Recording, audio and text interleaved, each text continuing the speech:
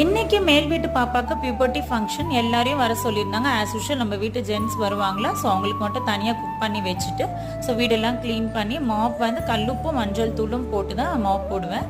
அதுக்கப்புறம் பாப்பா கிஃப்ட் வாங்கணும்னு சொல்லி நானும் என்னோட ஃப்ரெண்டும் ஒரே மாதிரி வாங்கினோம். ஏன்னா அவங்க 2 பேரும் சிஸ்டர்ஸாக ஒருத்தர் கொடுத்து இன்னொருத்தர் கொடுக்கலன்னா ஃபீல் பண்ணுவாங்க இல்லையா, ஸோ அதனால அப்புறம் இந்த தோல் எல்லாம் இங்கே ஒரு ஆண்டி மாடு வச்சுருப்பாங்க, அவங்களுக்கு வந்து கொடுத்துருவோம், மாட்டுக்கு கொடுத்துருவாங்க.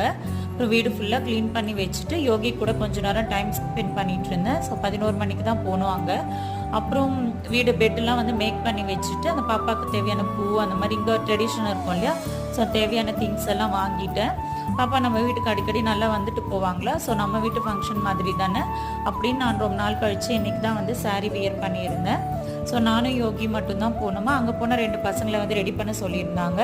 ஸோ அவங்க ரிலேட்டிவ் சிஸ்டர்ஸ்ன்னு வச்சுக்கோங்களேன். ஸோ அந்த 2 பசங்களையும் நல்லா ரெடி பண்ணி விட்டு நல்லபடியாக ஃபங்க்ஷனும் முடிஞ்சிருச்சு.